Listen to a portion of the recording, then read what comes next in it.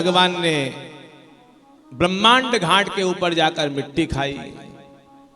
विचार किया कि माखन खूब खा लिया, हाथ चिकने हो गए, मुख चिकना हो गया, तो मिट्टी से मांजना चाहिए। साबुन शैम्पू तो था नहीं उस समय, क्यों तरुण गया। एक दिन मैया के साथ में गए, मैया पानी भर रही थी, भगवान बैठे, एक मिट्टी का ढेला उठाया और मुख में रख लिया। बलराम जी ने कहा क्यों रे लाला मिट्टी खाई, अभी मैया से कहता हूं। कन्हैया ने कहा कि भैया तुम मिट्टी की शिकायत करोगे, हम भी पीछे से झूठी शिकायत कर देंगे कि बलराम जी हमारे बड़े भैया भांग का गोला खाते हैं, तो हमें तो बाद में पड़ेगी मार, लेकिन तुम्हें पहले पड़ेगी। बलराम जी मौन हो गए। श्री दामा आदि ने कहा कि मैया तेरा छोरा मिट्टी खाकर बैठा है। मैया ने कहा कि अभी तक माखन की शिकायत सुनती थी, खाने की चीजें ठहर गई, अब मिट्टी खाई, यदि आज दंड ना मिलेगा ना तो आगे और ना जाने क्या क्या खाने लग जाएगा, इसको दंड देना चाहिए। क्यों रे चटोरा, एक नंबर का तो पिछले जन्म में सुअर था क्या? भगवान से कह रही, कौन? यशोदा मैया। भगवान को सुकर कहा, भगवान मुस्कुरा दिए। क्यों? मानो जान गए हैं कि सर्वप्रथम मेरा पहला अवतार वराह का हुआ है, इसलिए भगवान मुस्कुरा दिए। मैया को और क्रोध आया कि इसको मैं सुकर के गाली दे रही हूं और ये मुस्कुरा रहा है। कान पकड़ लिया, मुंह में मिट्टी है, यदि झूठ भी बोलना है ना विक्की भैया तो कन्हैया से सीखो। हाथ में मिट्टी, मुंह में मिट्टी, मुख बंदे, कान पकड़कर मैया पूछ रही तो गर्दन हिला दी, सिर, कहा कि नहीं खाइए ये सब तो कि एक नंबर के झूठे। ना हम बक्षित वानंब सर्वे मिथ्या भी संसिना, एक नंबर के झूठे सभी।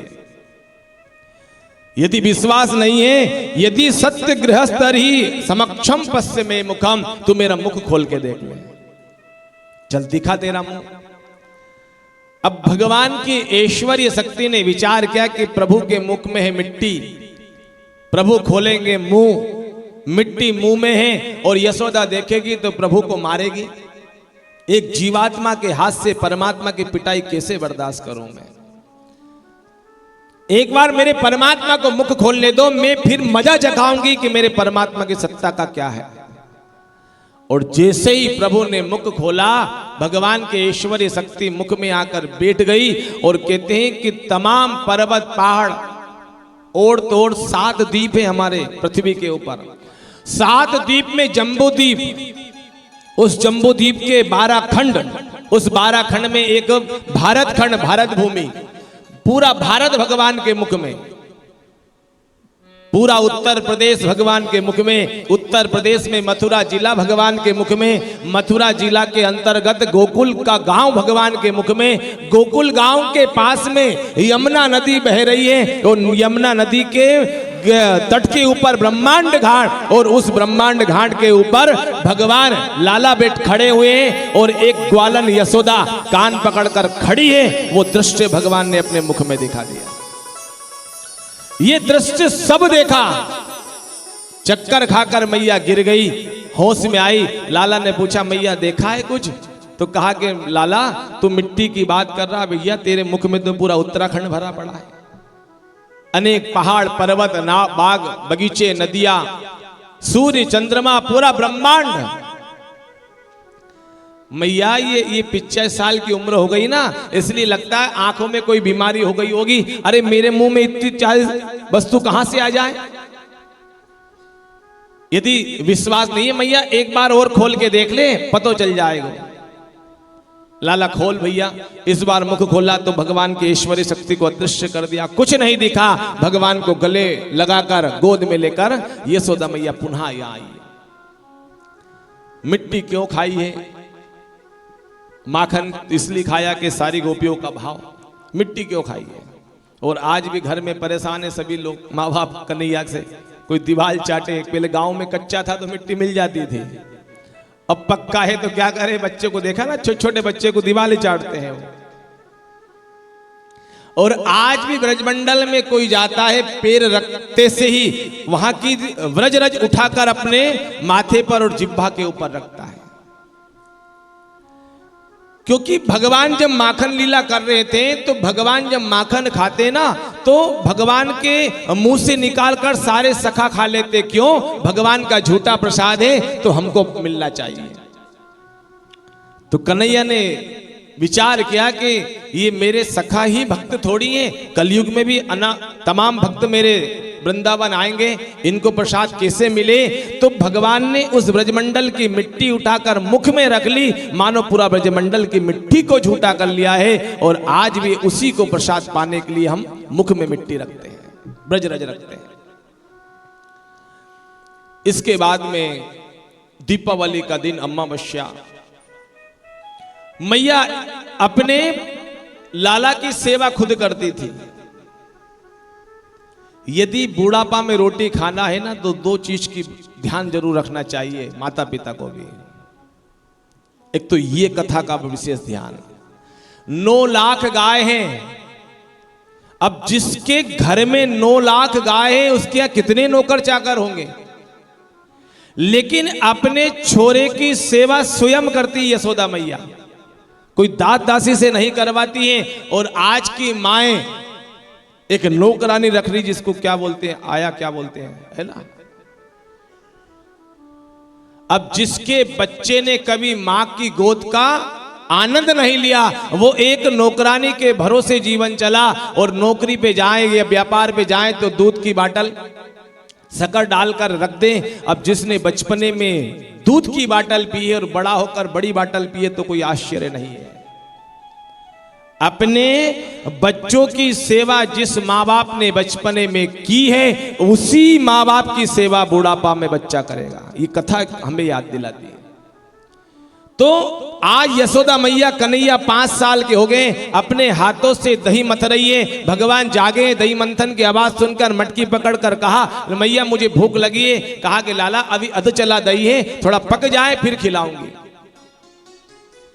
मैया के सामने जिद करने लगे, मैया मुझे अभी भूख लगी, अभी खाना है। तो मैया अपनी गोद में बिठाकर भगवान को दूध स्वयं का पिला रही है।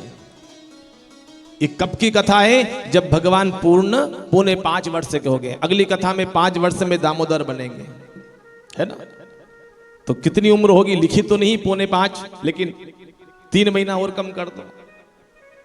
और आज 6 महीने का खूब हो गया और बालक को दूध छुड़ाने का प्रयास होता है ना। तो यहां 5 वर्ष के भगवान को दूध पिलाने के, लाला भूख लग रही, एक काम करे मेरा दूध पिले। और वहीं दूध पिलाने के लिए बैठ गई। भगवान दूध पीते पीते भगवान पूछने लगे, मैया कुछ बात पूछूं? हाँ लाला पूछ। तो कहा कि तुझे दूध प्यारो है या पूत प्यारो है? मैया कहने लगी, लाला मुझे तो बेटा ही प्यारा है, लेकिन दूध इसलिए संभालती हूं कि मेरा लाला खूब दूध पिएगा, हष्ट पुष्ट पहलवान बनेगा, इसलिए दूध संभालती हूं मैं। कन्हैया प्रसन्न हो गए कि मैया दूध से कहीं ज्यादा पूत मतलब बेटा का सम्मान है इसके मन में। इतने में क्या देखा मैया यशोदा ने कि चूल्हे के ऊपर दूध रखा था, वो गर्म होकर उफनने लगा। दूध चूल्हे के ऊपर गिरने लगा। अभी कह रही थी पूत प्यारा है दूध से ज्यादा, और दूध जब गिरने लगा तो लाला को पटक दिया जमीन के ऊपर, दौड़ लगा दी हंडी उतारने के लिए। भगवान ने कहा कि अभी तो कह रही थी कि पूत प्यारो है, और दूध के पीछे पूत को।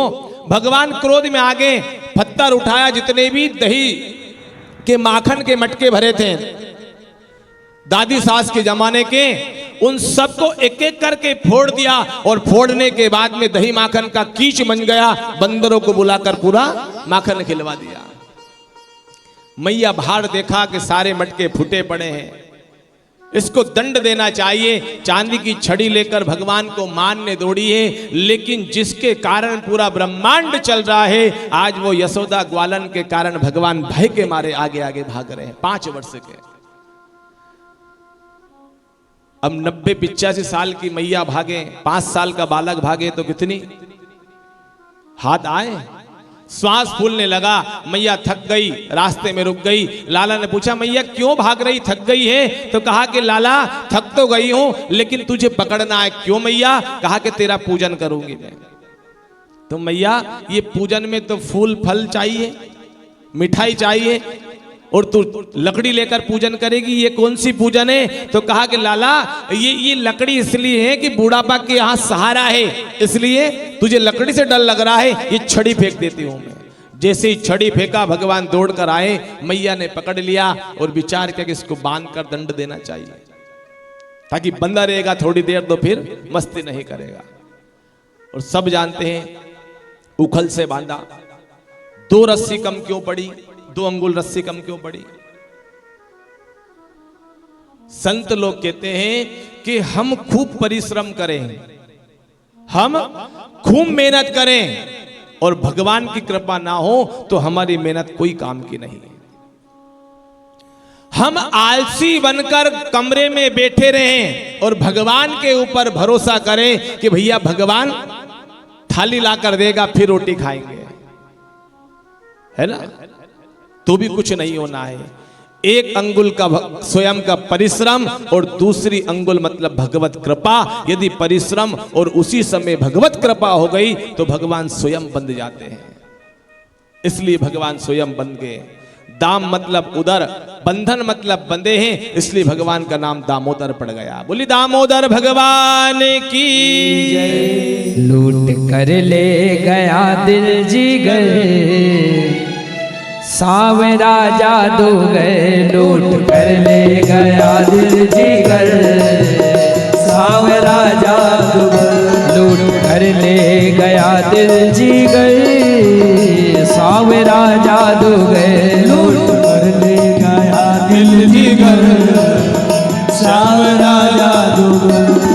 सावरा मेरा सावरा, मेरा सावरा, मेरा सावरा, सावरा मेरा सावरा, सावरा मेरा सावरा। हाँ लूट कर ले गया दिल जिगर, सावरा जादूगर लूट कर ले गया दिल जिगर, सावरा जादूगर।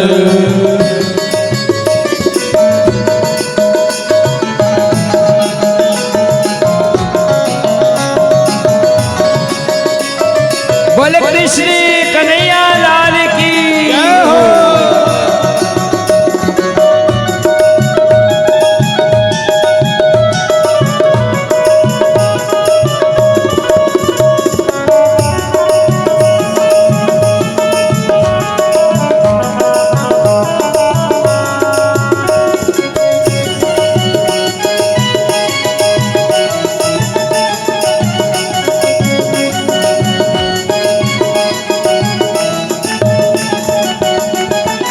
मैं तो गई जमुना पे भरने को पानी, मैं तो गई यमुना पे भरने को पानी, मैं तो गई जमुना पे भरने को पानी, मैं तो गई यमुना पे भरने को पानी। देख छवि मोहनी की हुई मैं दीवानी, देख छवि मोहन की हुई मैं दीवानी। उसने मारी जो, उसने मारी जो, उसने मारी जो तिरछी नजर, सावरा जादूगर उसने मारी जो तिरछी नजर, सावरा जादूगर। सावरा मेरा सावरा, मेरा सावरा मेरा सावरा, ओ सावरा मेरा सावरा, मेरा सावरा मेरा सावरा। हाँ लूट कर ले गया दिल जिगर, सावरा जादूगर लूट कर ले गया दिल जिगर, सावरा जादूगर। जय हो।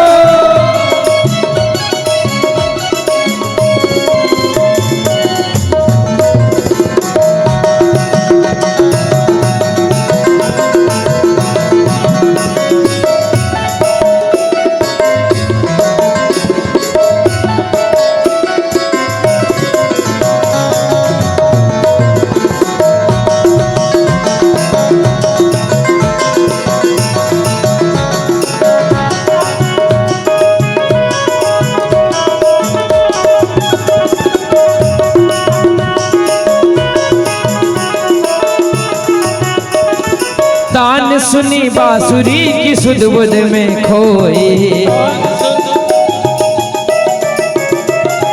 तान सुनी बांसुरी की सुध बुध में खोई, तान सुनी बांसुरी की सुध बुध में हो गई, भूल गई लोक लाज बस तेरी होई, भूल गई लोग लाज बस तेरी हो गई।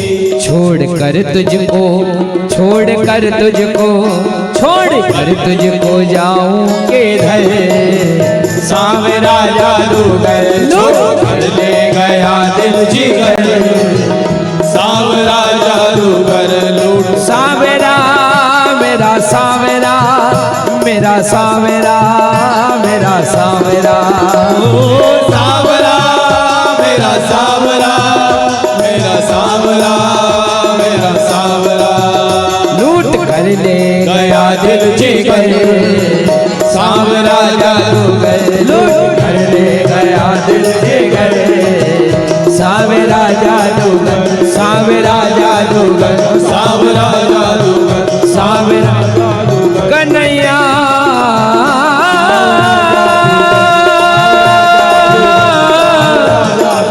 कन्हैया,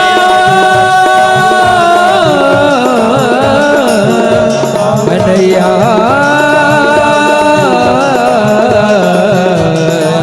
कन्हैया।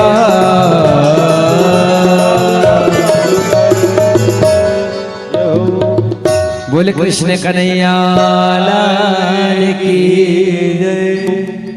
मैया उखल से बांधकर अंदर कार्य करने गई। भगवान उस उखल को घसीटते हुए, अर्जुन के वृक्ष दो लगे थे, भगवान निकल गए लेकिन मुसल उखल फंस गया। भगवान ने झटका मारा, दो वृक्ष गिरे हैं। लेकिन सुखदेव जी कहते हैं कि राजन, वृक्ष गिरने की आवाज भगवान ने वही दबा दी। क्यों पूछा तो कहा कि उस दो वृक्षों के अंदर से दो दिव्य पुरुष निकले। कौन थे? कुबेर के दोनों बेटे, मणिग्रीव और नलकूबर।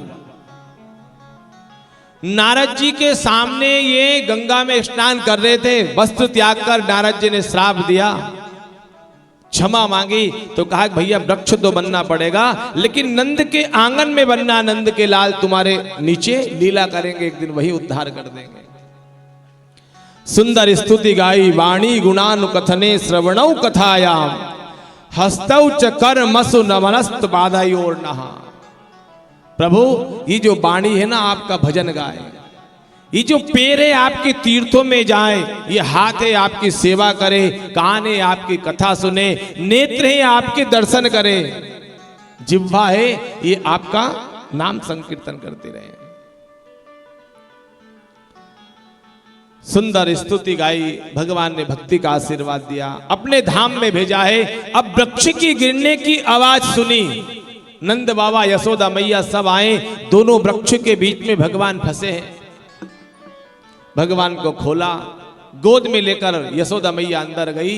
लेकिन दूसरे दिन नंद बाबा ने पूरे गोकुल के लोगों की मीटिंग बुलाकर कहा कि भैया जब से मेरा छोटा छोरा आया है ना गोकुल में, तब से कुछ ना कुछ उत्पाद हो रहा है। लगता है मेरे छोरे को ये गांव फला नहीं है।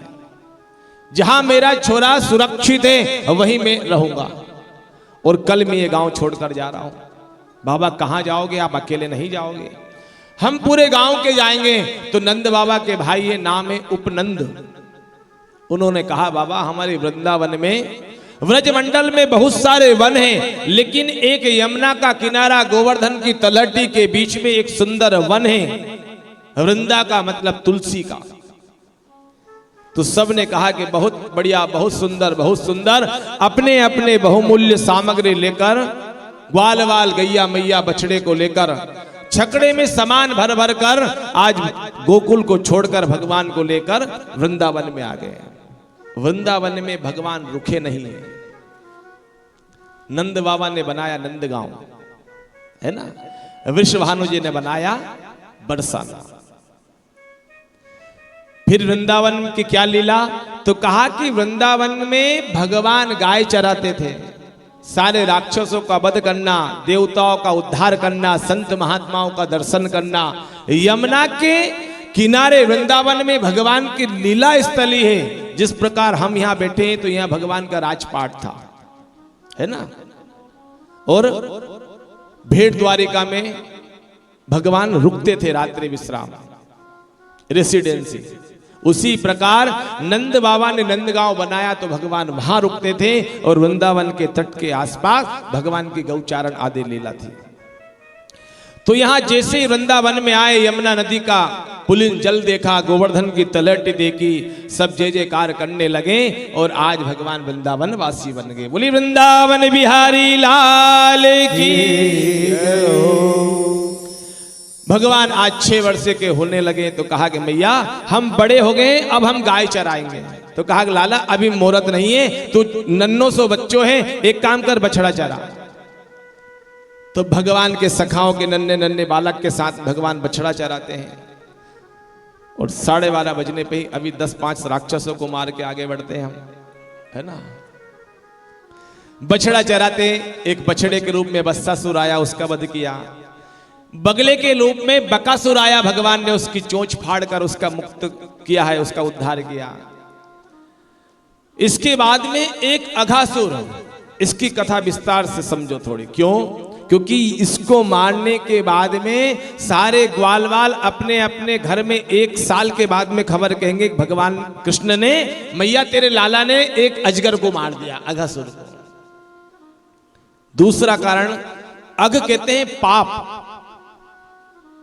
महीना आता है ना 12 हिंदी महीने में, अगहन मार्गशीर्ष जिसको कहते हैं, उस मार्गशीर्ष में कहते हैं कि भगवान कहते हैं स्वयं युद्धों से अपनी विभूति गिनाते हैं कि 12 महीनों में मार्गशीर्ष महीना में हूं स्वयं।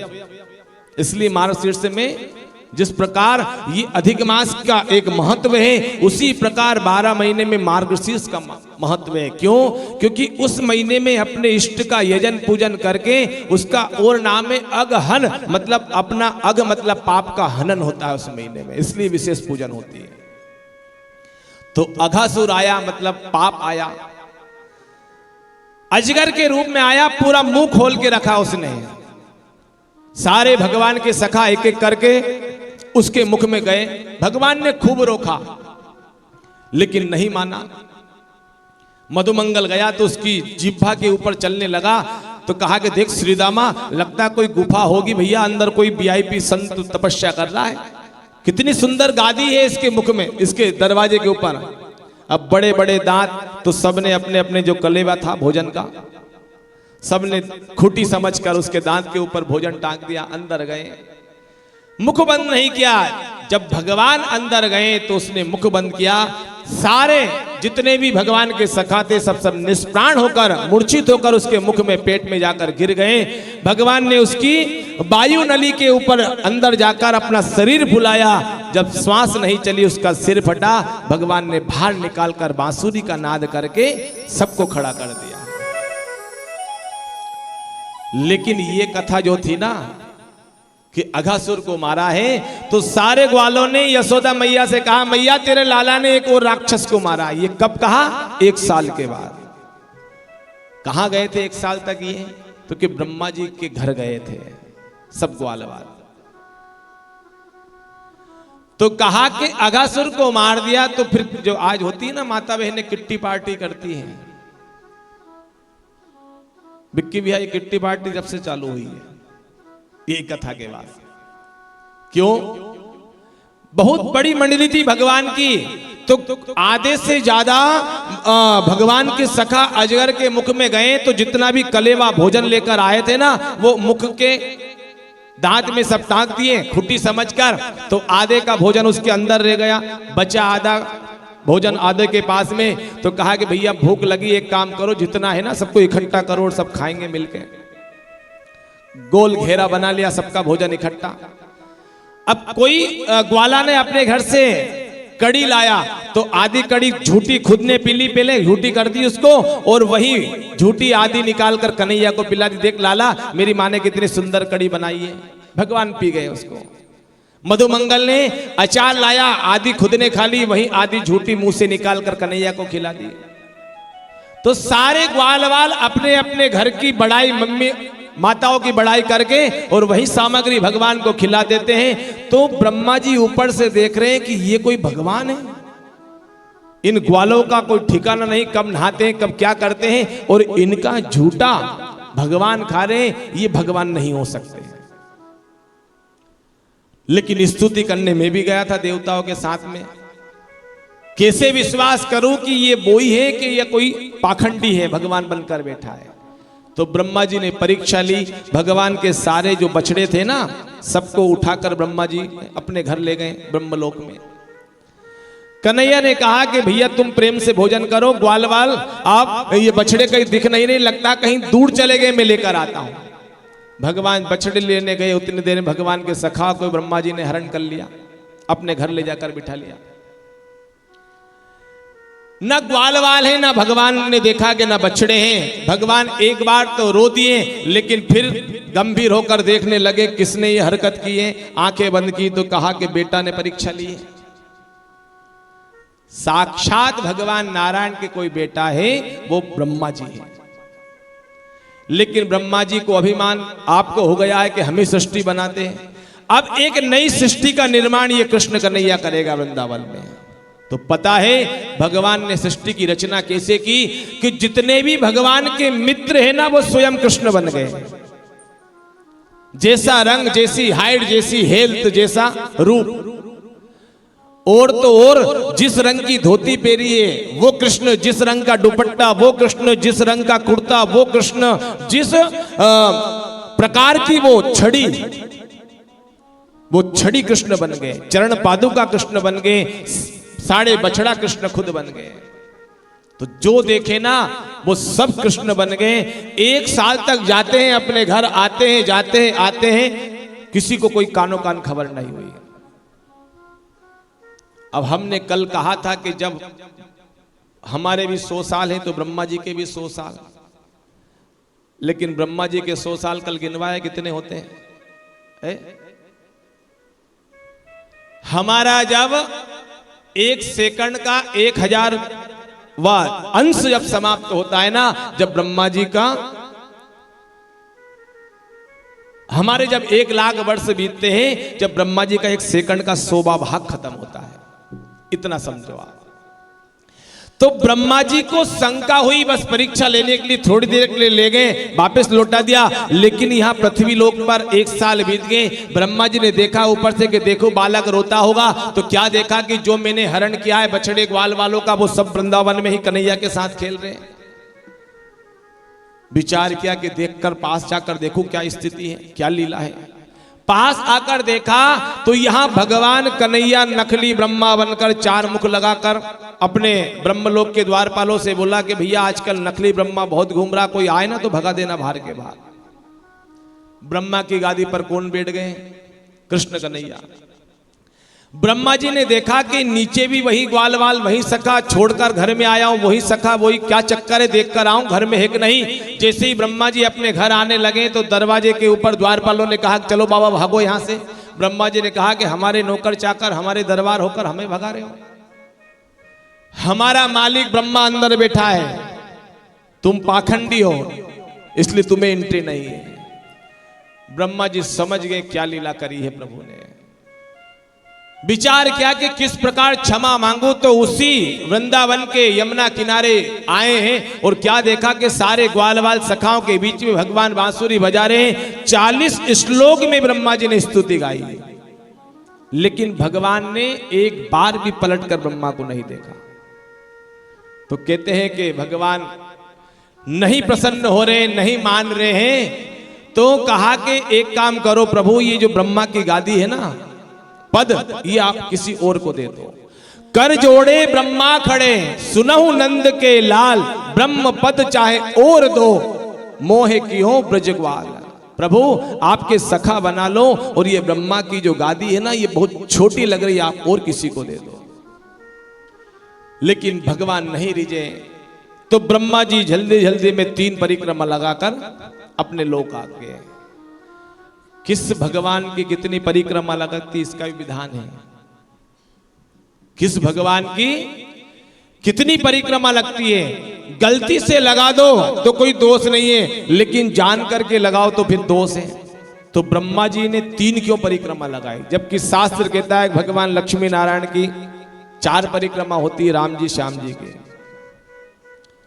5 देवता प्रसिद्ध हैं हमारे, है ना। पहला कौन?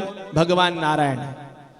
राम जी का हो, कृष्ण का हो, लक्ष्मी नारायण का मंदिर हो, इनकी 4 परिक्रमा लगना चाहिए।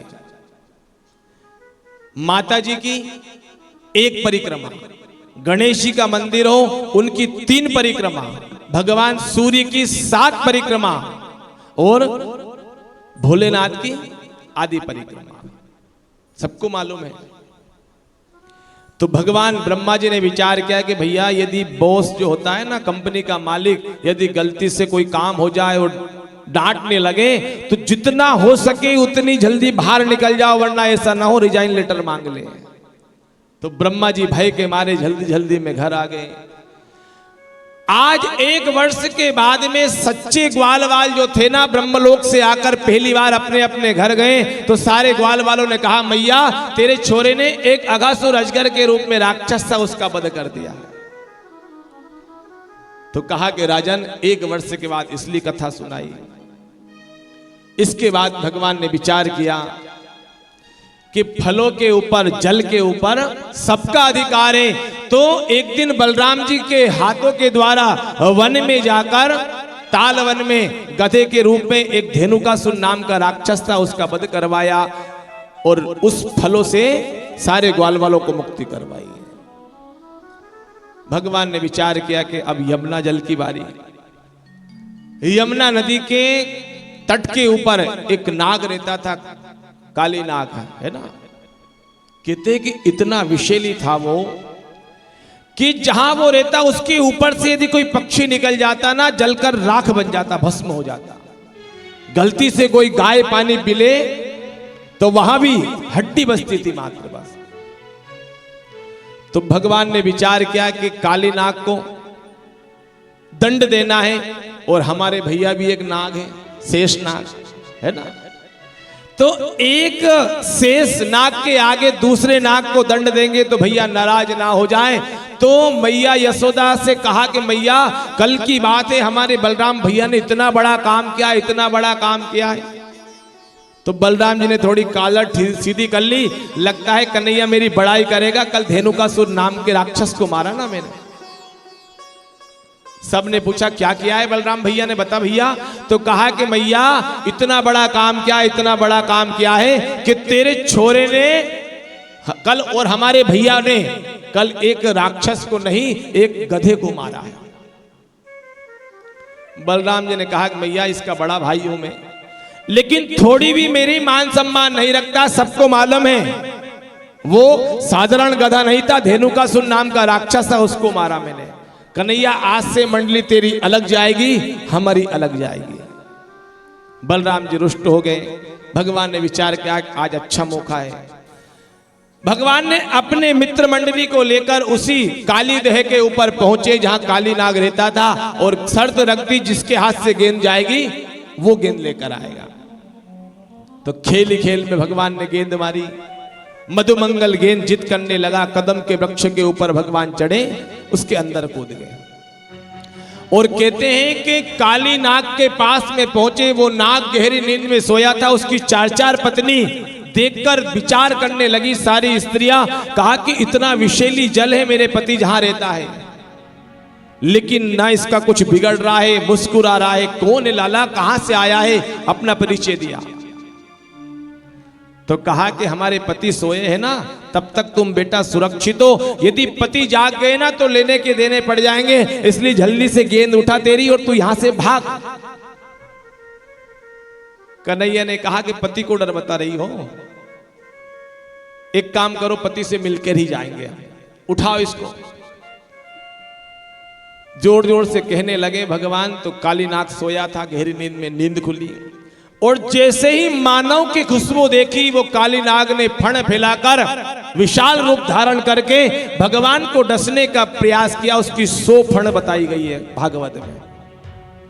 जिस फण के भगवान को प्रहार करे, उसी फण के ऊपर भगवान पैर रखकर उसका पूरा विष निकालते हैं, फिर दांत टूट जाते हैं, फिर रक्त निकलता है। जो जो फण से प्रहार करे भगवान उसी फण को कुचलने लगते हैं। तांडव गति मुंडन पर नाचत गिरधारी, तांडव गति मुंडन पर नाचत गिरधारी, तांडव गति मुंडन पर नाचत गिरधारी, तांडव गति मुंडन पर नाचत गिरधारी। पम पम पम पग पट कट फम फम फम फननि फरत, पम पम पम पग पट कट फम फम फम फननि फरत, बिम बिम बिम बिनति करत, बिम बिम बिम बिनति करत, बिम बिम बिम बिनति करत, बिम बिम बिम बिनति करत। नाग वधूहारी तांडव गति मुंडन पर नाचत गिरधारी, तांडव गति मुंडन पर नाचत गिरधारी, तांडव गति मुंडन पर नाचत गिरधारी।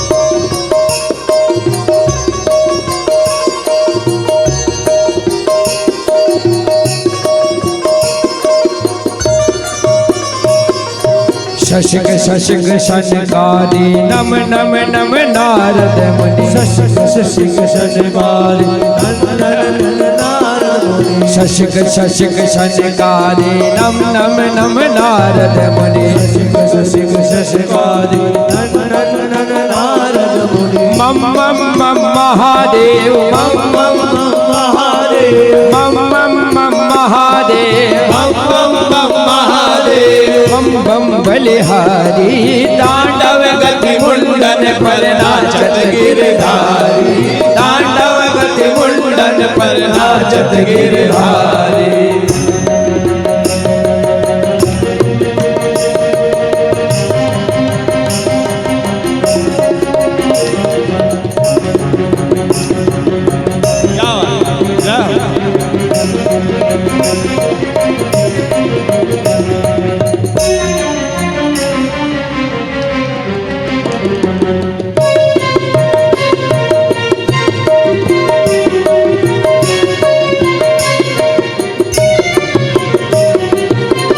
विविध विद्याधर दम दम दम देव, सकल विध विध विध विद्याधर दम दम दम देव सकल, गम गम गम गुनि गंधर्व, गम गम गम गुनि गंधर्व नाचत दे तारी, तांडव गति मुंडन पर नाचत गिरधारी, तांडव गति मुंडन पर नाचत गिरधारी, तांडव गति मुंडन पर नाचत गिरधारी।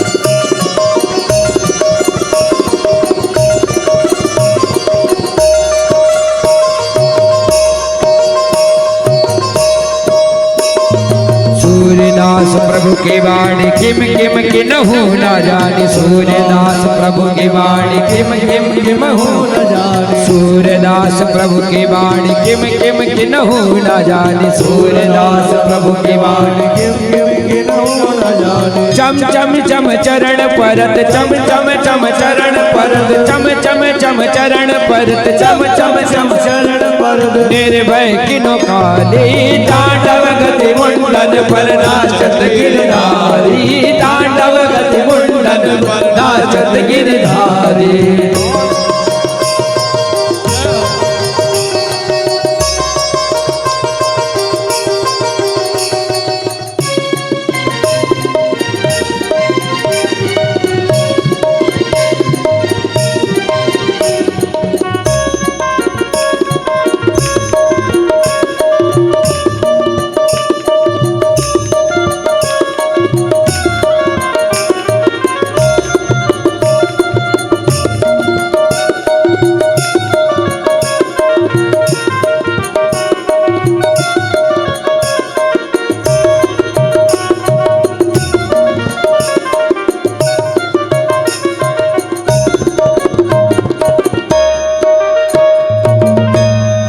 बोले बाल कृष्ण लाल की, बोले काले वर्धन भगवान की। ये सब सूरदास जी के पद है ना।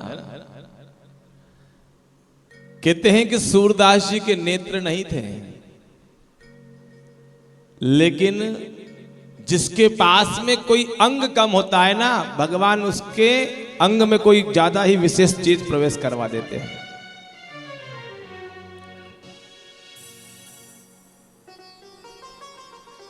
जब से इनका जन्म हुआ घर में, तो कथा आती है कि इनके घर वालों को लगता था कि अंधा छोरा हुआ जब से हमारे घर की बरकत चली गई। तो इनके पिताजी एक दिन सत्यनारायण भगवान कथा करके किसी यजमान के यहां से आए हैं और 5 सिक्के दिए दक्षिणा में। विचार किया कि बड़ी गरीबी है, तो एक काम करते हैं, कल सुबह स्नान करके बाजार से पूरी सामग्री लेकर आ जाएंगे, राशन। अब रात में सब सो गए, उसको कपड़े में बांधकर खुटी के ऊपर टांग कर वो दक्षिणा। सुबह देखा पोटली गायब। अब कहते हैं कि यदि कोई भड़ास निकालना हो ना, तो किसके ऊपर निकालेगा? जो ज्यादा खटकता है। अब घर में 4 संतान, लेकिन सूरदास जी के ऊपर ज्यादा सब। कहा कि ये अंधे के कारण घर में बरकत चली गई है, और कल दक्षिण आई थी यजमान के द्वारा, लेकिन इसके कारण आया हुआ धन भी चला गया है।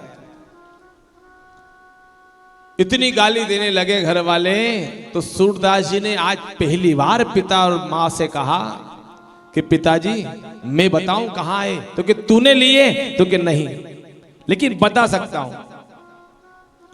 तो कि बता। एक शर्त है, मिल जाए ना पैसे तो बाद में मुझे घर से निकाल देना, मेरा त्याग करोगे। तो कहा कि तो भैया कल जाता हो तो आज चला जा, लेकिन बता के जा। तो कहा कि आप बाहर निकलो, घर के उत्तर की ओर जाओगे ना, तो 10-15 कदम के बाद में चूहे का बिल दिखेगा, उसी चूहे के बिल के अंदर तुम्हारी पोटली मिल जाएगी। अब जैसे घर वाले गए, उस चूहे के बिल को खोदा, तो वही पोटली जैसी गठान थी वैसे ही सिक्का सब। अब घर वाले को लगा भैया तो सब कुछ जानता है, अंधा होने के बाद मतलब गड़ा धन भी मिल दिलवा सकता है? उठाकर खूब लाड़ लड़ाने लगे। कहा कि बेटा अभी तक जो कहा सब भूल जा, अरे तू तो हमारा लाड़का है। तो सूरदास जी ने कहा कि नहीं नहीं पिताजी, अब मुझे त्याग जाना है। और कहते हैं कि वृंदावन में आके ऐसी भक्ति की है कि सारे बांके बिहारी को कौन से रंग की ड्रेस पहनाई है, सारे ग्वाल वालों ने, गोस्वामियों ने, ब्राह्मणों ने, सब तो देखने के बाद रंग बताते थे, लेकिन सूरदास जी भी दर्शन करने जाते और वैसे ही सब कुछ बता देते। तो ग्वाल वालों ने, गांव वालों ने बात की कि भैया एक कहावत है कि पानी में लठ मारना है ना, लगता है कि इसका कुछ बताना हो, हमारा उसी दिन वही ड्रेस पहनाना हो। एक काम करो, ऐसा कोई काम करो, इनकी परीक्षा भी ली जाएगी। कितने सच्चे हैं ये। तो सूरदास जी को आज बुलाया। सारे ग्वाल वालों ने कहा कि बाबा बताओ भगवान की कौन से रंग की ड्रेस है। तो सूरदास जी ने देखा है ना, और मुंह के ऊपर हाथ रखकर खूब जोर जोर से हंसने लगे। अरे बाबा हंसते क्यों, बताओ ना कौन से रंग की धोती, कौन सा कुर्ता, कौन सा दुपट्टा, कौन से रंग का हार पहना है, बाजूबंद कड़ा पहना है, कौन सा मुकुट रंग का है, क्या क्या जड़े हैं मुकुट में, ये सब बताओ। तो और जोर से हंसने लगे। सब लोग ने कहा बाबा हंसते रहोगे या बताओगे? तो सूरदास जी ने कहा कि ऐसा मत समझना कि मेरा लाला वस्त्र में अच्छा लगता है, आज भगवान बिना वस्त्र के नग्न खड़े हैं, लेकिन वो और सुंदर लग रहे हैं। तो सूरदास जी के ये सारे ऐसे ऐसे पद हैं जो अभी गाया नहीं, भी सूरदास जी का ही पद था। और कितना सुंदर डांस किया हमारे टीटी साहब ने।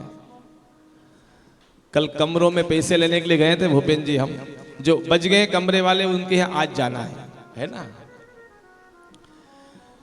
तो दोनों पति पत्नी ने कहा कि पंडित जी हमको भी कथा करवानी है ना। तो भाभी ने खर्चा पूछा तो मैंने सब हो जाएगा, टीटी साहब के सब हो जाएगा, आप क्यों पूछते हो? मैंने कहाँ करवाना? तो कि धाम में करवाना है। तो हमारी अंजना चौरसिया जी कहाँ है वो? हाँ दोनों की इच्छा हो गई है कि हम दोनों मिलके कोई भी आयोजन तीर्थों में करवाएंगे। कितने लगेंगे तो हमने सब कुछ उनको विस्तार से बता दिया है। अब कहाँ की योजना बने वो इनके ऊपर है। हमारे टीटी साहब के भावी की इच्छा है कि जगन्नाथपुरी हो, है ना। हमने इनको वृंदावन का भी सुझाव दिया है ना। जहां हो जाए साल 1.5 साल के अंदर अंदर आपको सबको सोचना मिल जाएगी। इतनी जल्दी मत करना टीटी साहब, लगभग साल भर के बाद, ठीक है, सूचना कर देंगे आप। तो यहां भगवान ने काली नाग के जितने भी फण थे सब चकनाचूर कर दिए। सारी पत्नी कहने लगी प्रभु इतना मत दंड देना कि हम विधवा हो जाएं। आपको बेटा कहा है तो कहा कि तुम्हारे पति से कहो ना ये डसना बंद करें। पत्नियों ने पति को समझाया तो सारे पत्नियों का कहना मानकर सर्प ने कहा काली नाग ने कि मैं क्यों क्षमा मांगू। तो कहा कि तू भैया विष उलेड़ रहा है और कह रहा है कि गलती क्या है। 3 युग में 3 भक्त हुए भगवान के। सतयुग में राजा बलि हुआ, त्रेता में बाली हुआ और द्वापर में काली हुआ, है ना। तीनों भक्त थे लेकिन भगवान से बहस करके माने ये तीनों। तो काली नाग कह रहा है प्रभु ये सृष्टि किसने बनाई। तो कि हमने बनाई। सृष्टि बनाई तो सर्प भी आपने बनाए और प्रभु सर्प के अंदर विष किसने भेजा, आपने भेजा। तो जिसके पास जो वस्तु है वही तो प्रदान करेगा। यदि हमारे अंदर अमृत होता तो हम भी घर घर पाले जाते। विष आपने दे दिया, जिसको दिखे वही मार देते हैं। प्रभु जिसके पास जो है वही तो देगा, इसलिए इसमें हमारी क्या गलती। तो कहा कि भैया बिल्कुल विष हमने दिया है लेकिन हमने सर्पों को रहने का स्थान भी दिया है, एक जगह रुकने का। समुद्र के तट के अंदर एक टापू बना है रमणद्वीप, वो क्षेत्र सर्पों का रुकने का है। आप वहां परिवार सहित लीजिए।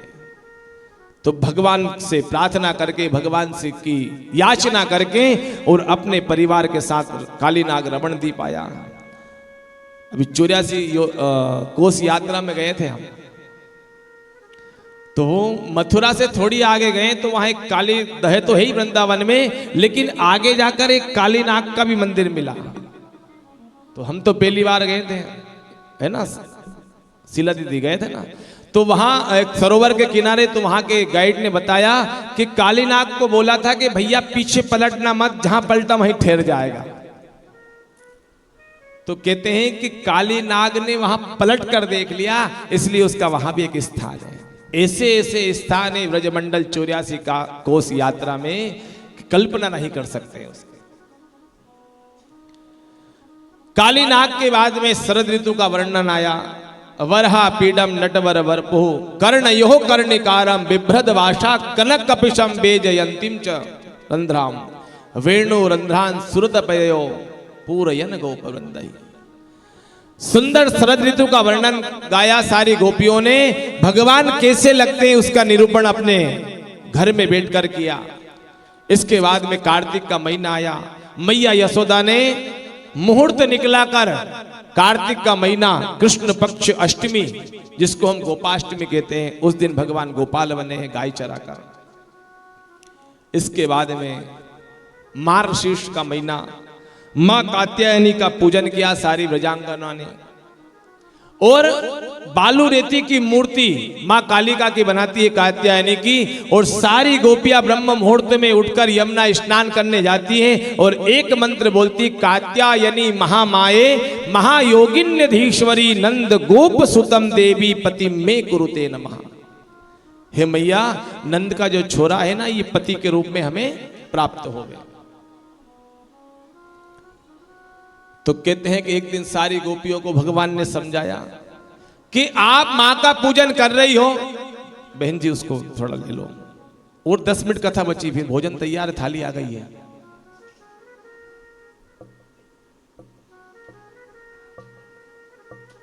ले लो उसको। लाला चुप को हो जा भैया, 10 मिनट हो।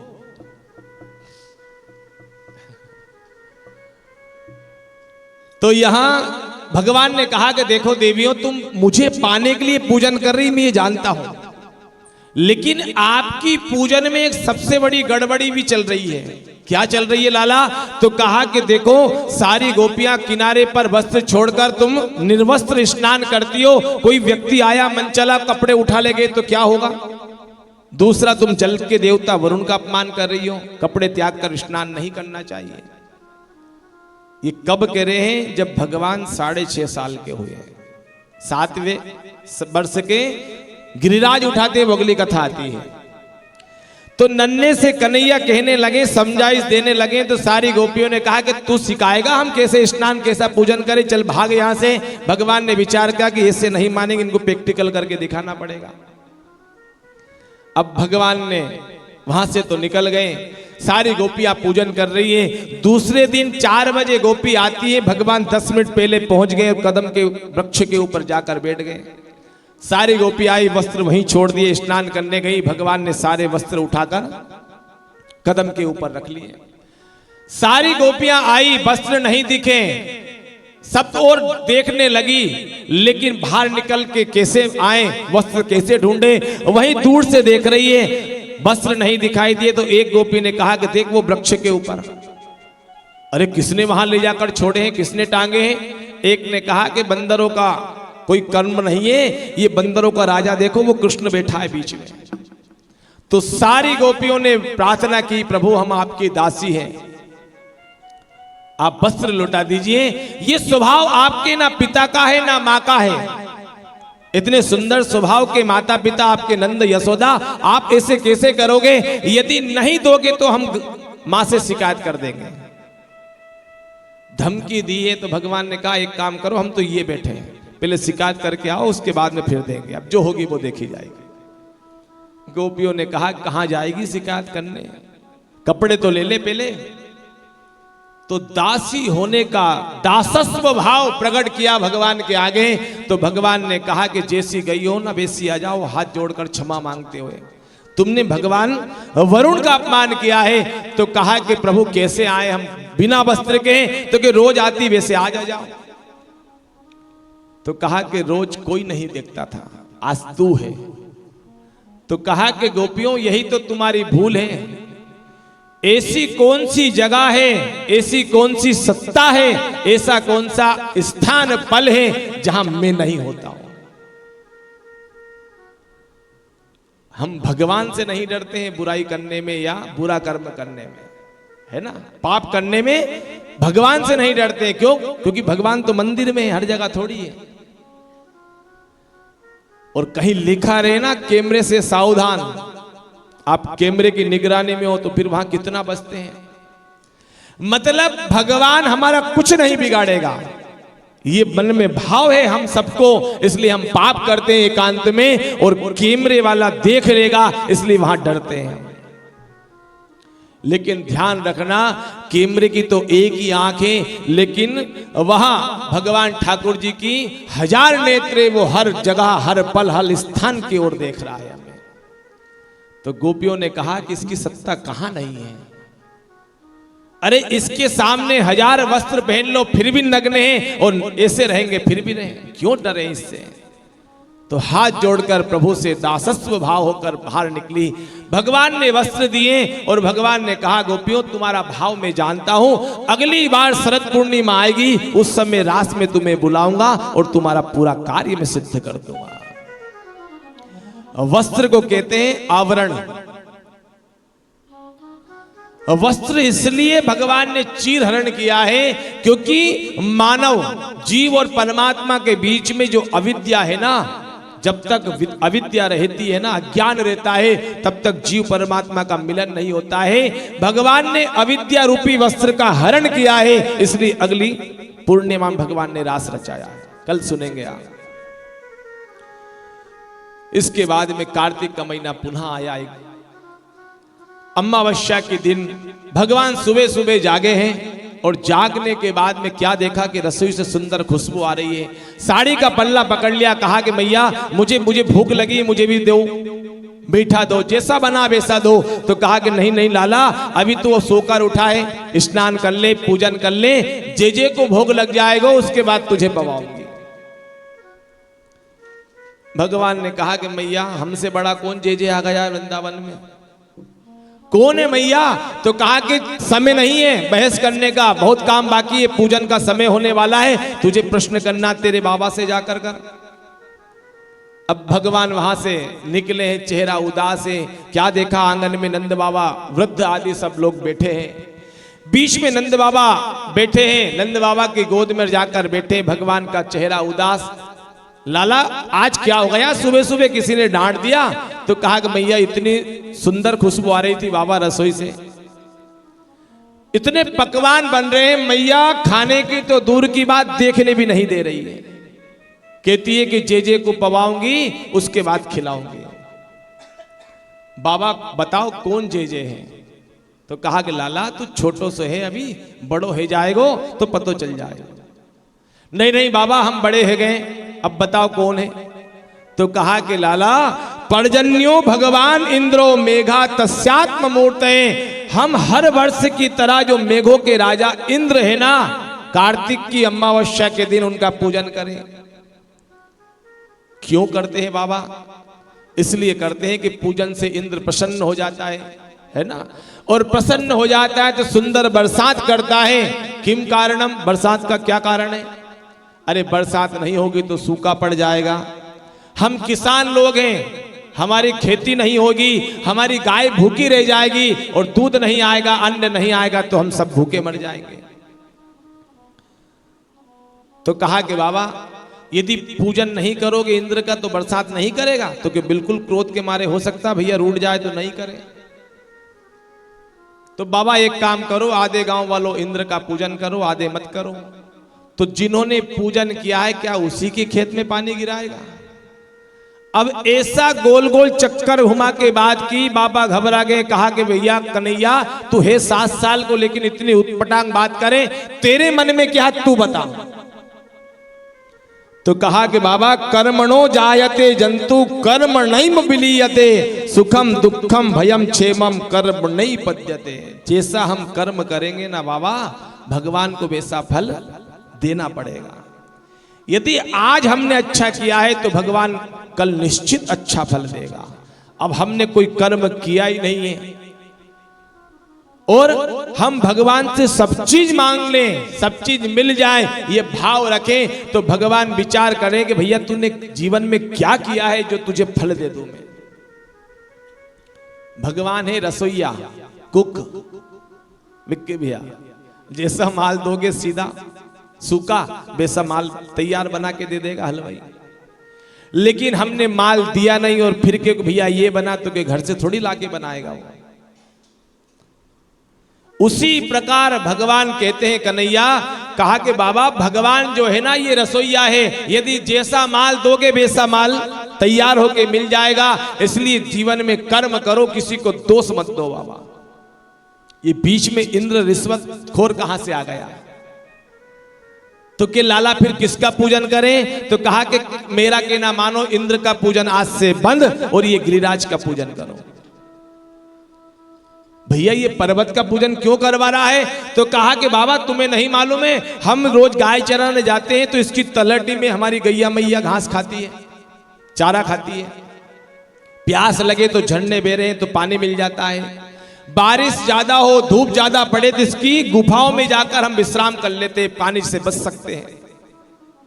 तो कपड़ा, मकान, रोटी सबकी व्यवस्था गिरिराज करें, इंद्र का पूजन फोकट में। इसलिए एक काम करो, इंद्र का पूजन बंद करो। और बाबा एक और चमत्कार दिखाऊंगा फिर आपको मैं। क्या? मेरी बात हो गई है मेरे भगवान से, यदि उनका पूजन करोगे तो बताओ इंद्र का पूजन आपने अभी तक किया है? इंद्र आया एक बार दर्शन देने? सब कहने लगे भैया सफेद दाढ़ी हो गई, बूढ़ा पा गया, लेकिन आज तक नहीं देखा, हमारे बाप दादा से समय चल रहा है। तो कहा कि भैया इस बार हमारे गिरिराज का पूजन करो, हम वचन देते हैं कि हमारे भगवान से बात हो गई, वो तुम्हें दर्शन भी देगा। अब सबने कहा कि भैया दर्शन देगा तो करो, लेकिन गांव वाले आधे बोले कि भैया यदि इंद्रदृष्ट हो गया तो क्या कर लेंगे, इसलिए इस बालक का कहना मत मानो। अब आधे गांव वाले ने स्वीकृति दी, आधे गांव वाले मना करें। कार्तिक की अमावस्या की जो दिन था वो पूरा निकल गया और दूसरा दिन क्या आता है? दीपावली के बाद पड़वा, जिसको गोवर्धन पूजन कहते हैं। सुबह सुबह सबने पुनः मीटिंग बिठाई, कहा कि भैया एक काम करते हैं। पूरे गांव वालों ने स्वीकृति दी कि हर बार इंद्र का पूजन हो रहा है, एक बार कन्हैया का कहना मानकर पूजन कर लो, इस बहाने भगवान कौन कैसा दिखता है उसका दर्शन हो जाएगा। तो इस कामना से आज स्वीकृति दी है सबने। लाला क्या क्या पूजन में चाहिए, तो कहा कि जो सामान होगा सब चलेगा कम ज्यादा, लेकिन माल अच्छा होना चाहिए, खाने वाला बस, है ना। तो क्या लगा, सबने अपने अपने रसोई में जाकर किसी ने तीखा, किसी ने मीठा, किसी ने क्या सुंदर 56 प्रकार का भोग कहते हैं कथाकार, लेकिन 56 भोग या नहीं लगता है ना। 56 भोग कब लगा, जब गिरिराज जी को स्थापित कर दिया तब से नियम हुआ है। क्यों? 3 घंटे का एक प्रहर होता है, 3 घंटे का एक प्रहर होता है, और दिन रात में कितने घंटे होते हैं? 24। 12 कहां से होता है ना, तो 3 का भाग करो 8 में, तो 8 3 24 है ना। दिन और रात में कितने प्रहर? 8। भगवान ने गिरिराज उठाया कितने दिन तक? 7 दिन 7 रात। तो एक दिन रात में 8 प्रहर, 7 8 56। तो 7 दिन तक भगवान ने ना कुछ खाया, ना कुछ जल की बूंद ली, ना पानी पिया। तो जब 8वें दिन स्थापित कर दिया, तो मैया यशोदा लाला को अपने घर में हर 3 घंटे में कुछ ना कुछ खिलाती थी। हर 3 घंटे में मतलब हर प्रहर में। तो दिन रात में मैया 8 बार भगवान को पवाती थी एक दिन में।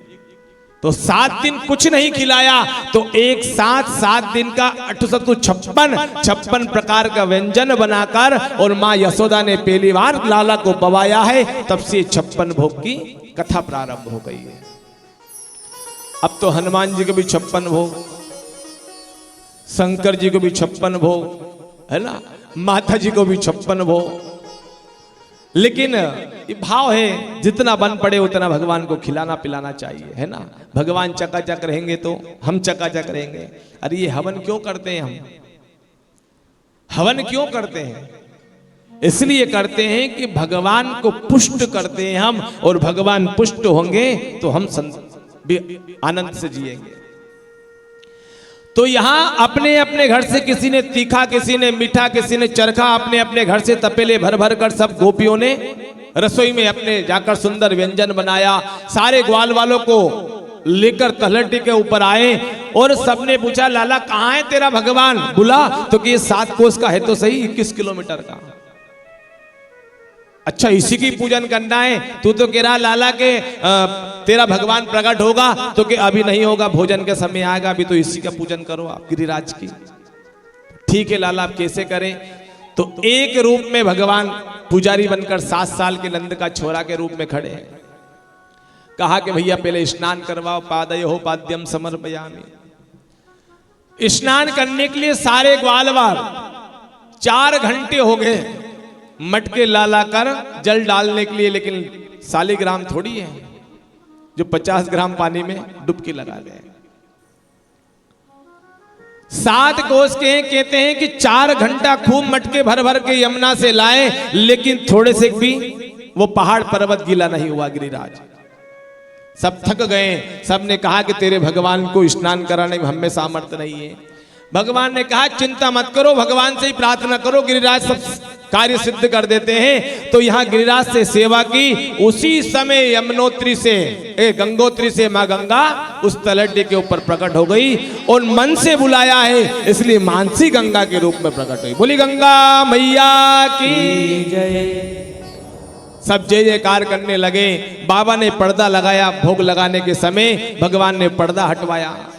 सारा 56 प्रकार का भोग लग दिया है सामने सारे ग्वाल वालों ने। और ऊपर 7 वर्ष के कृष्ण कन्हैया जैसे स्वयं दिखने वाले चतुर्भुज नारायण के रूप में प्रकट हो गए। बोली गिरिराज धरण की जय।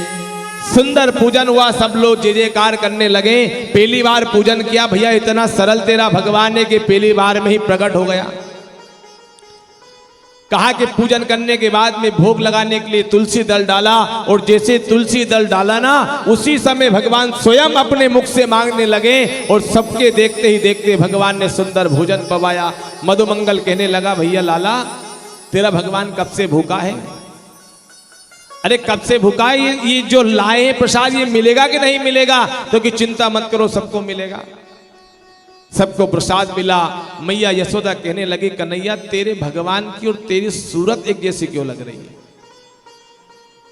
कन्हैया ने कहा, मैया, जिस पद्मा गाय का दूध हमें तुम पिलाती हो ना, यही पद्मा गाय का दूध मैं भगवान गिरिराज को पिलाता हूं, इसलिए एक गाय का दूध पीने से सब सूरत एक जैसी हो गई। मैया मुस्कुरा दी है। भगवान आगे आगे, कन्हैया पीछे पीछे, ग्वाल वाल सब भगवान की परिक्रमा लगा रहे हैं, और हम भी प्रेम से परिक्रमा लगाएं गिरिराज की और पूजन करें। तो आज हमारे विक्की भैया, भाभी और दीदी आप आ जाइए, गिरिराज का पूजन करें, 56 भोग भगवान को अर्पण करें, एक एक दो दो करके आते जाएं, प्रेम से सम्मिलित हो उत्सव में। कौन कौन गया है गिरिराज की परिक्रमा लगाने? दंडवती तो हम गए हैं, है ना, और दंडवती तो किसी ने नहीं की। विक्की भाई चलेंगे कभी न कभी करने, पैदल गए ना, चलो। तो जो नहीं गए ना, वो यही आज गोवर्धन की परिक्रमा द्वारिकाधीश में, द्वारिकाधीश की साक्षी में लगाए, प्रेम से पूजन, एक परिक्रमा लगा के अपने स्थान पर बैठे। ओ मीठो है नमकीन है बाबा, क्या क्या भोग लगाया है, पहले भोग का दर्शन करें भजन के माध्यम से, इसके बाद में परिक्रमा का भजन। चढ़ पड़ो थोड़ो खाटो, ए सोना की थाली में परोसो, थाले चांदी को पाटो,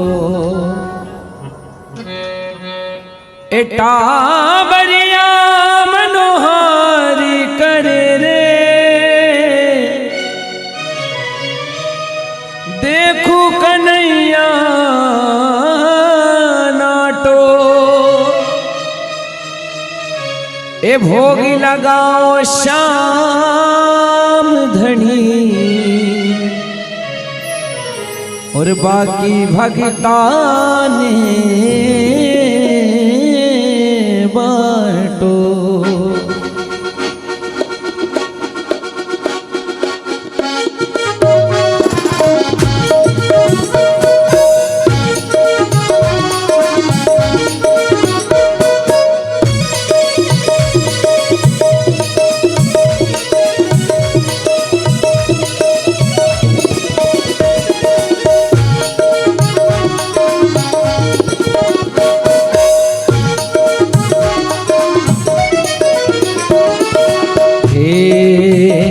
आओ आओ सावरिया बेगा आवो, जी मोजी भोग लगावो, हे 56 भोग तैयार जी, तारा टाबरिया करे मनोहार जी।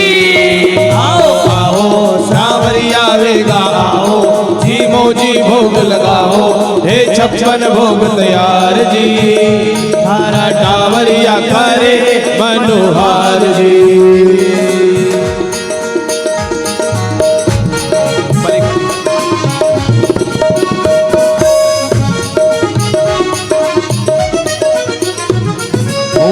केसरिया बर्फी कला कंदे रबड़ी, केसरिया बर्फी कला। जिनको पूजन करने आना है वो शीघ्र पूजन करें गिरिराज जी का। परिक्रमा आरती के बाद में, आप डायरेक्ट एकदम से नीचे ना जाएं, एक एक दो दो करके परिक्रमा फिर आरती के बाद लगा लें। स्पीकर प्रवीण भी हटा के चले जाना है ना।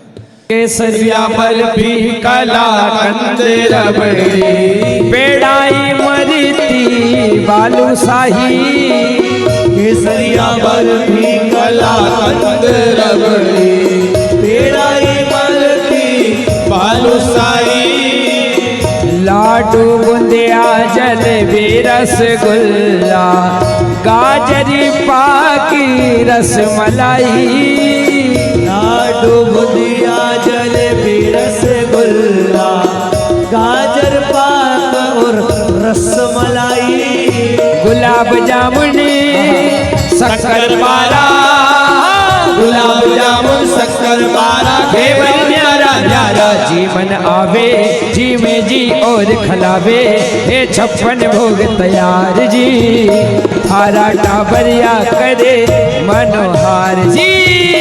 आओ आओ सांवरिया बेगा आओ, जीवो जी भोग लगाओ, हे 56 भोग तैयार जी, थारा ढाबरिया करे मनवार जी।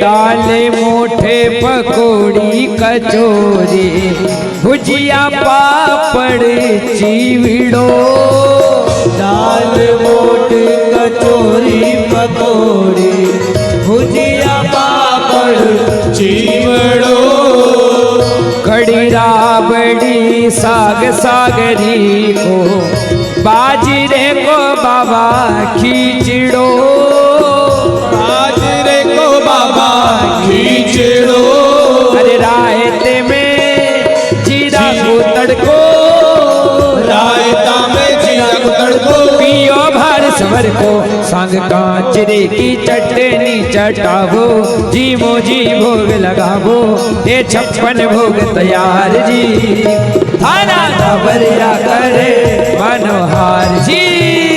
आओ आओ सावरिया वेगा आओ, जीवो जी भोग लगाओ, हे 56 भोग तैयार जी, थारा ढाबरिया करे मनवार जी।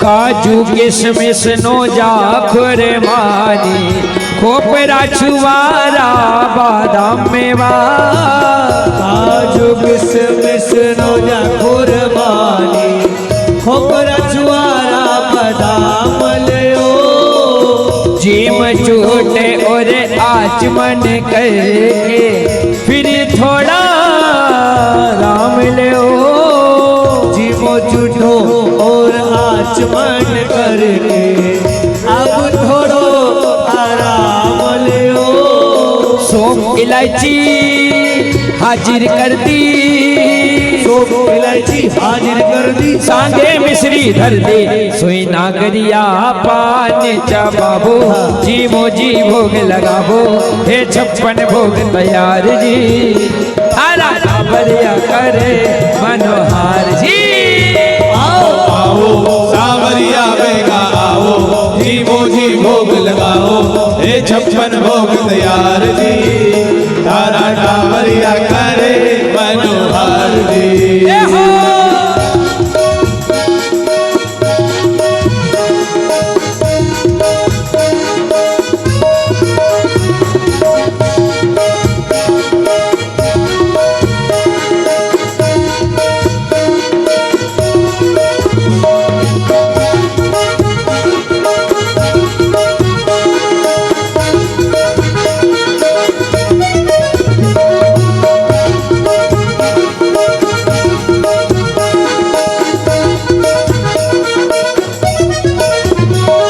ये 56 भोग परोसो थारा भगेता, श्याम धड़ी स्वीकार करो, 56 भोग परोसा तारे भगता, श्याम धड़ी स्वीकार करो, सरल बावेला महिमा गावे, अन्न धन से भंडार भरो, सर्वरो महिमा गावे, अन्न धन रो भंडार भरो, अरे लीला थारी सब जग जानी, लीलाधारी सब जग जानी कहे वृंदावन वासी बिगड़ी भगता की तो ही बनाओ जीवो जी भोग लगावो हे 56 भोग तैयार जी थारा टाबरिया करे मनोहार जी आओ आओ सावरिया वेगा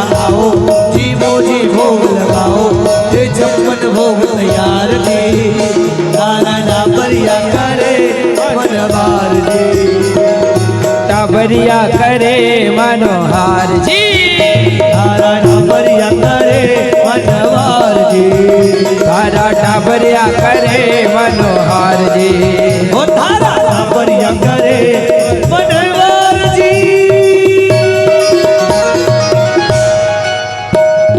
किस प्रकार कल गिरिराज धारण करेंगे प्रभु, रास की कथा भगवान का मथुरा में आकर कंस का वध और कैसे द्वारिकाधीश में आएंगे, किस प्रकार भगवान का विवाह होगा, अन्य कथाओं का कल निरूपण कल होगा। तो ठीक 9 बजे कल पुनः पधारे। अभी एक गिरिराज जी का भजन, इसके बाद में फिर आरती करें। ठीक 5 बजे यहाँ आना है कथा मंडप में अर्चन के लिए। जिनको आना है वही, सबको अनिवार्य नहीं है, जो मन करे वो आए। कल 7, 7:15 लास्ट कल गोमती में सुबह पहुंचना है तर्पण के लिए। तो 2 कार्य कल और आज में होगा। तो प्रेम से भजन छोटा सा एक, उसके बाद आरती। ओ मेरो छोटो सो कन्हैया मेरो बारो सो कन्हैया। आज उठाए कहाँ? उठाए नहीं आज नहीं उठाए। गोवर्धन कहाँ उठाए? सिप सिप सिप सिप। हाँ, मैं तो गोवर्धन को जाऊं मेरा भी नहीं माने मेरो मनवा। गोवर्धन को जाऊं मेरो वीर नहीं माने मेरो मनवा। मैं तो गोवर्धन को जाऊं मारा भी नहीं माने मेरो मनवा। मैं तो गोवर्धन को जाऊं मेरो वीर नहीं माने मेरो मनवा। अरे नहीं माने मेरो मनवा सखी नहीं माने मेरो मनवा। नहीं माने मेरो मनवा सखी नहीं माने मेरो मनवा। मैं तो गोवर्धन को जाऊं मरवे नहीं माने मेरो मनवा। मैं तो गोवर्धन को जाऊं मेरो वीर नहीं माने मेरो मनवा।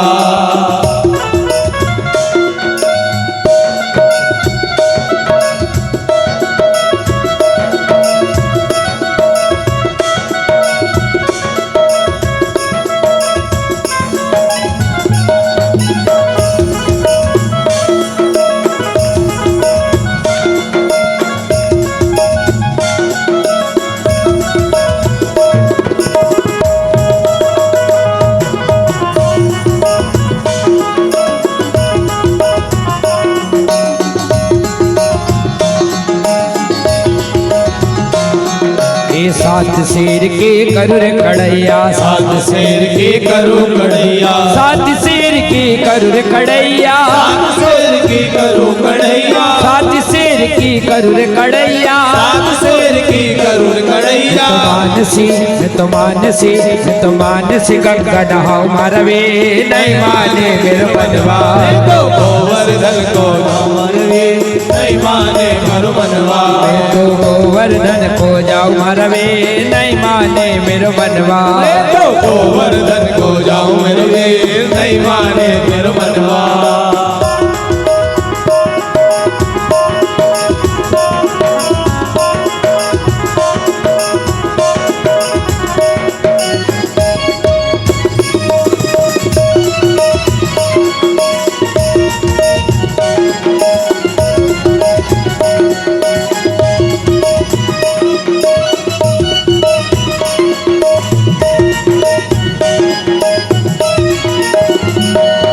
सात कोस की दऊं परिक्रमा। सात कोस की दऊं परिक्रमा।